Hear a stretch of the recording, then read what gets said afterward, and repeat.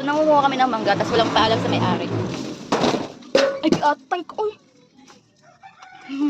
Hey guys, this is the part 3 ng aming vlogag dito sa Painaan with Ate Cherry's residence. So dahil kinulang kami sa mangga nung unang kuha namin, dahil pinulutan nga namin, eto nag-round 2 kami. Ate Cherry na lang pinakuha namin that time kasi if in case mahuli ng may-ari, at least siya lang mahuhuli, di kami huy.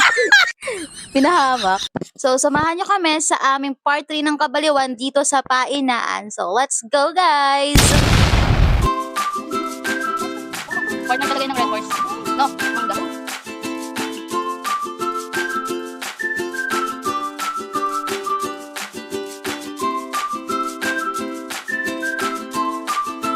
Kargahin mo na si Ading. Kargahin si Ading. Kargahin mo. Bakit? Mabigat? Ano yun na si Ading? Sige na, ganda na kayo dun. Balik na kayo ni Ading dun, dali. Hawakan mo ni Ading. Hawakan mo si Ading. Hawakan mo si Ading. Kung ano saan kayo dun, balik kayo dun. Wala na sa akin. Sige na, kargahin mo na si Ading. Kargahin mo si Ading.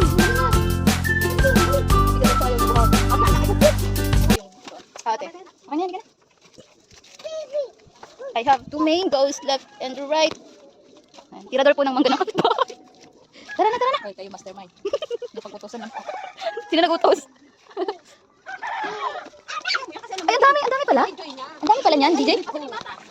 Pala niyan. The best magnanakaw talaga kayo.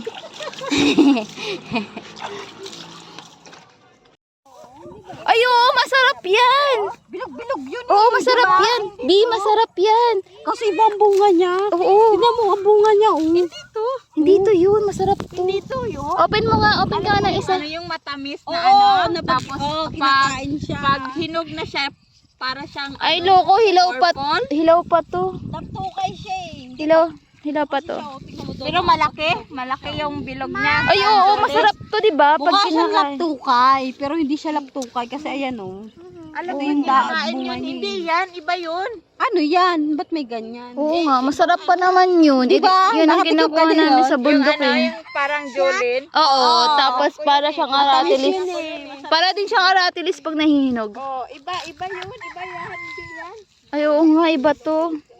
Pero may nakikita ako niyan dito. Wala oh, iba nga yung ano niya, bunga niya. Hindi ko kinakain. Nagulat ako pag bukas yung ibang ano niya. Ang dahon ng ano yun, papuso. Oo. Ito, ang dahon niya parang ano, yung, sa ampalaya. Ito. Lanto ko, sayang. Madami pa naman, no. Kaya nga, Sarap. ang ganda oh. Oy. Walang tantukay.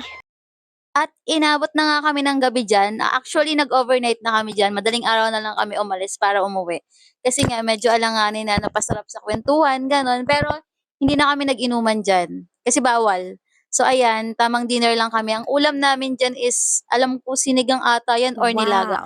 Ang sarap, promise. Sarap ng luto ni Ate Cherry. Sa uulitan natin, Che. Wow. Thank you for watching, guys. Bye!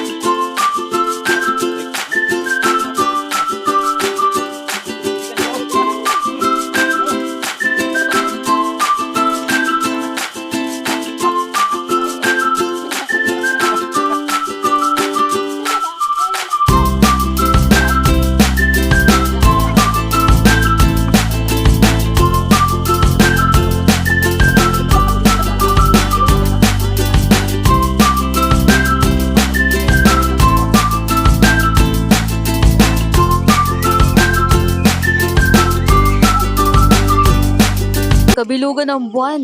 Ang ganda, parang ako. Huy! Anyways, bye!